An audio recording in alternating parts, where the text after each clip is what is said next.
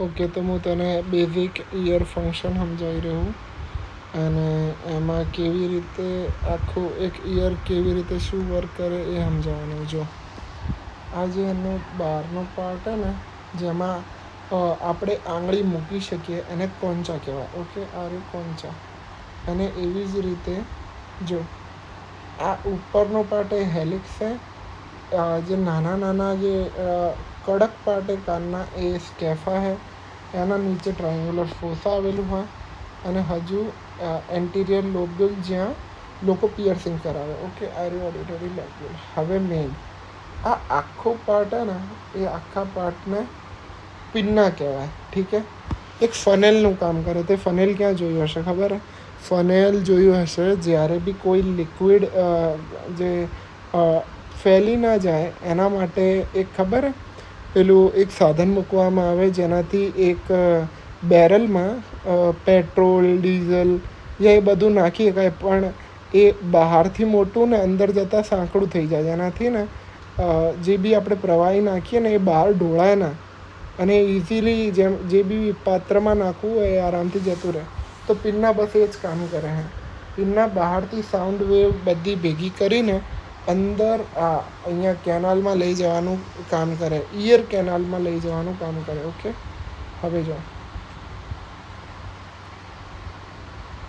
Temporal muscle, તો આ temporal બોન, આ જે દેખાય બ્લુ, આ બધા કાર્ટિલેજીસ છે. ઓકે, આ બધા કાર્ટિલેજીસ છે. હવે ધ્યાનથી જો ઇયર કેનાલને કહેવાય એક્સટર્નલ એકોસ્ટિક મીએટસ. ઠીક છે. આ આખી ઇયર કેનાલ હે એને કહેવાય એક્સટર્નલ એકોસ્ટિક મીએટસ ઓર ઇયર કેનાલ. એવી રીતે આ જે હે ને ઇયર ડ્રમ કહેવાય, કાનનો પડદો આપણે કહીએ. ઇયર ડ્રમ જેનું બીજું નામ છે ટિમ્પેનિક મેમ્બ્રેન. ઠીક છે. જ્યારે ટિમ્પેનિક મેમ્બ્રેન સ્ટાર્ટ થાય ને ત્યાંથી તે લઈને આટલો પાર્ટ આ આખો મિડલ ઇયર હે. ઓકે, આખો મિડલ ઇયર હે, આટલો આખો પાર્ટ. અને જ્યાંથી મિડલ ઇયર ખતમ થાય અને આ જો આ સ્નેલ જેવી રચના દેખાય, આ હે પાછળનું શંખ અને આખું સ્નેલ હે. હવે સ્નેલને એમ તો રેગ્યુલરમાં 2 આંખો હોય, પણ આપણા સ્નેલને 3 આંખો હોય. બરાબર, આ એની બોડી છે. ઠીક હે. હા, હું તને બધું સમજાવું. જે કાનની 3 બોન આવેલી હોય ને, જે આપણે કહીએ આ હથોડી, એરણ અને આ પેગડું. ઠીક હે.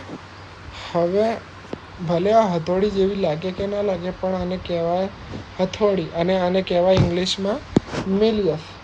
ઠીક હે. મેલિયસ ઓફ મેલસ. ઠીક હે. હવે આ જે હથોડી હે એ અહીંયા પડે છે અને આને એક રીતથી પેલું સમજો. એરણ શું હોય એ વસ્તુ આખી અલગ છે, પણ ઇન્કસ. ઠીક છે.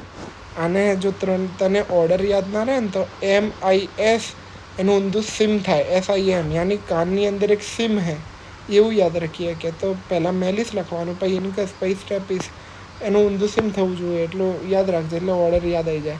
અને આ જે પાર્ટ દેખાય ને આને પેગડું કહીએ આપણે. ઠીક છે. પેગડું જે હોય ને, ખબર આવી જ એક વસ્તુ હોય જે ઘોડા પર ચડવા માટે આપણે મૂકતા હોઈએ, આ બિલકુલ એના જેવું દેખાય. તો આને એટલે જ કહેવાય પેગડું. પેગ યાની પગ મૂકવા માટેની જગ્યા એટલે પેગડું, સિમ્પલ. એને શું કહેવાય? સ્ટેપિસ. અને સ્ટેપિસ એ આખા હ્યુમન બોડીની સૌથી નાની બોન છે. આ 3 બોન એ આ ટિમ્પેનિક કેવિટીમાં આવેલી હોય. આ જો લખેલું ટિમ્પેનિક કેવિટી. ઠીક છે.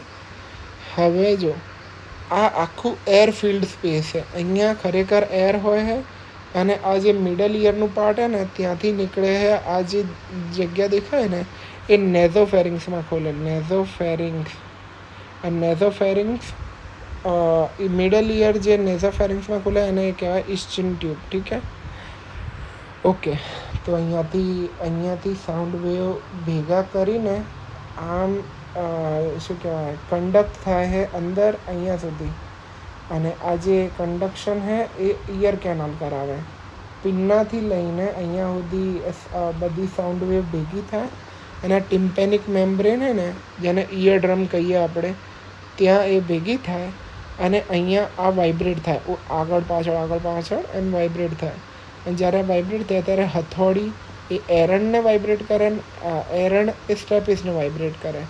હવે અહીંયા સુધી આવી ગયું વાઇબ્રેશન. હવે વાઇબ્રેશન એટલે કારણ કે સાઉન્ડ બી એક વાઇબ્રેશન જ છે, એટલે એમાં કંઈ ફરક નહીં હોતો કે બહારથી વેવ આવીને અંદર વાઇબ્રેશન, એ બધું એક જ છે. તો હવે આ જે વાઇબ્રેશન છે એ આપણા ગોકળ ગાયમાં જશે. અહીંયા ઘોડા પર નહીં ચડવાનું આપણે, આ પેગડુંથી આપણે ગાય પર ચડવાનું, એવી રીતે યાદ રાખવાનું. ગોકળ ગાય એટલે સ્નેલ, અને આ જે છે ને આને કહેવાય કોંચા.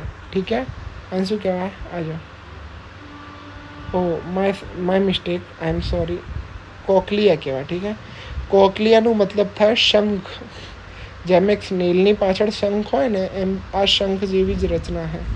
અને આ ત્રણ જે મોઢા છે ને, એના 3 આઈઝ જે છે એને આપણે કહીએ સેમી સર્ક્યુલર કેનાલ. ઓકે, આ બે આઈટમ બહુ જ કામની છે. ઠીક હે, અને આ જે વચ્ચેનું પાર્ટ દેખાય ને એમાં હોય છે કોક્લિયર ફ્લુઇડ. ઓકે, હવે જે અહીંયાથી વાઇબ્રેશન્સ આવ્યા, આ હથોડી એરણ પેગડું થઈ એ અહીંયા જાય, બરાબર. અહીંયા ફ્લુઇડ હોય જેને કહેવાય કોક્લિયર ફ્લુઇડ, અને આટલું પાર્ટ હે ને એક બહુ નેરો ઓપનિંગ હોય જે સેમી સર્ક્યુલર કેનાલમાં ખુલે, આ 3 સેમી સર્ક્યુલર કેનાલ પર. એ એ જે પાર્ટ હોય ને એને કહેવાય વેસ્ટિબ્યુલ. વેસ્ટિબ્યુલ એ ઇંગ્લિશ ડિક્શનરીનો જ શબ્દ છે. જ્યારે કોઈ બી હવે જેમ આપણી કોલેજનો જે હોલ હે ને, ભલે એ થોડો સાંકડો પાર્ટ હે પણ આગળ જતાં આખી કોલેજમાં ખુલતું હોય ને, તો એવા નાના પાર્ટને જ વેસ્ટિબ્યુલ કહેવામાં આવે.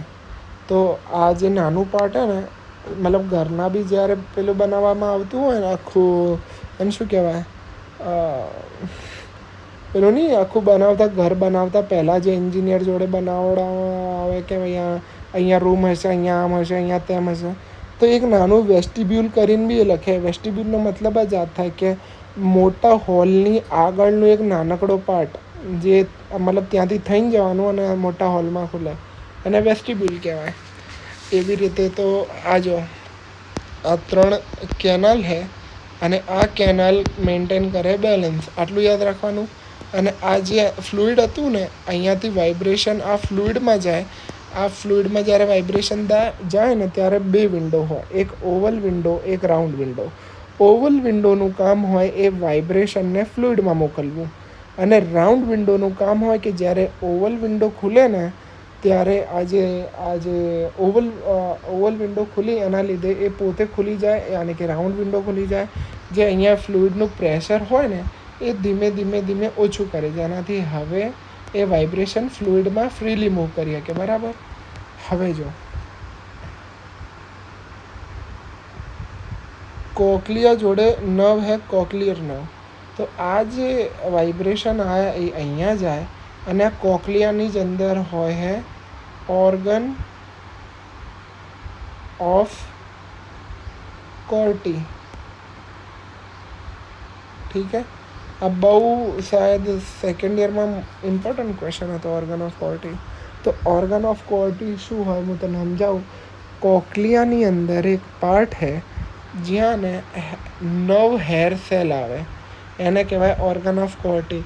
હવે નવ હેર સેલનો મતલબ થાય કે એમના જોડે એવી પાવર છે કે એ કોઈ બી જે વાઇબ્રેશન આવ્યા હોય ને એ વાઇબ્રેશન્સને એક નવ સિગ્નલમાં કન્વર્ટ કરી દે, અને આ જે નવ સિગ્નલ હોય ને એ ડાયરેક્ટ બ્રેનમાં જાય, અને બ્રેનમાં જઈને ડિકોડ થઈ જાય, જેનાથી બ્રેનને ખબર પડે કે ઓ અચ્છા આ વ્યક્તિ આ કહેવા માંગે છે. ખબર પડી?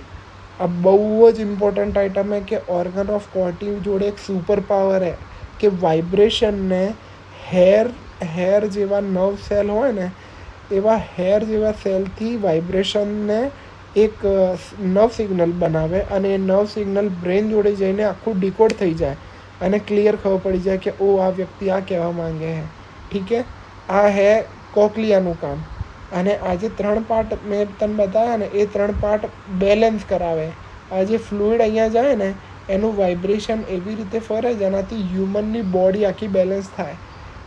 આના લીધે જ આપણે માથું ફેરવીએ ને વધારે તો આપણને ચક્કર આવે ને બધું થાય. આ જ હે જેના જે જવાબદાર છે એના પાછળ, બરાબર. હવે જો બે જ નવ આવેલી હોય, એ 2 નવ હું તને સમજાવું છું. એક છે વેસ્ટિબ્યુલર નર્વ, એક છે કોક્લિયર નર્વ, અને આ બંને આગળ જઈને ભેગી થશે એક નર્વ બનાવશે. એ નર્વનું નામ હોય વેસ્ટિબ્યુલો કોક્લિયર નર્વ, જેને આપણે કહીએ ક્રેનિયલ નર્વ 8, યાની કે 8th ક્રેનિયલ નર્વ વેસ્ટિબ્યુલો કોક્લિયર નર્વ. એનું કામ હોય બેલેન્સ અને હિયરિંગ બંનેની ઇન્ફોર્મેશન બ્રેન સુધી પહોંચાડવી. આ આખું તારું હિયરિંગ પાથવે મેં સમજાવી દીધું. આવી રીતે આખું નોર્મલી કામ કરે. આમાં જ્યાં બી તને ખબર ના પડી હોય પ્લીઝ પ્લીઝ પ્લીઝ મને કહેજે, અને આખી વિડીયો ધ્યાનથી જોજે. મેં ક્યાંક કોઈ ભૂલ કરી હોય તો મને કહેજે. અને આને ઇગ્નોર ના કરતી. આ બહુ જ ઇમ્પોર્ટન્ટ છે. આખું ENT આના પર જ છે, ખાસ કરીને ઈયર તો આના પર જ છે. અને આ જો મિડલ ઇયરનું પાર્ટ, આ જે પાર્ટ છે ને, આ મિડલ ઇયરના આટલા જ પાર્ટમાં ઇન્ફેક્શન ઇન્ફ્લામેશન થવાના લીધે ASOM યાની કે એક્યુટ સપોરેટિવ ઓટાઇટિસ મીડિયા અને CSOM થાય છે. એટલે તને ક્યાંય બી લોચા લાગે તો મને તરત કહી દેજે. અહીંયા જ પસ ફોર્મ થાય યા કંઈ બી થાય ને તો એ નેઝોફેરિંગ્સ દ્વારા ઇસ્ચિયન ટ્યુબ દ્વારા નેઝોફેરિંગ સુધી બી પહોંચી શક્યા. આ બધા હું તને ભલે ફન ફેક્ટ કહી રહ્યો, પણ આગળ જઈને બહુ કામ આવશે. બીજું, હા, જે ASOM હોય ને એમાં જે ઇન્ફેક્શન હોય એ ઇન્ફેક્શન 6 વીક સુધીનું હોય, બરાબર. એને 6 વીક સુધીમાં થયું હોય તો એને એક્યુટ કહેવાય. પછી 6 વીકથી વધી જાય, જ્યારે ગ્રેટર દેન 6 વીક થઈ જાય ને ત્યારે એ CSOM થઈ જાય, ક્રોનિક સપોરેટિવ ઓટાઇટિસ મીડિયા. ઓકે, આટલું જ. બાકી આખામાં જો તને ના ખબર પડી હોય તો પ્લીઝ પ્લીઝ પ્લીઝ કહેજે, ટાઈમપાસ ના કરતી. હવે બહુ આપણે તરત પતાવવાનું છે એટલે કહી રહ્યું. Okay, by.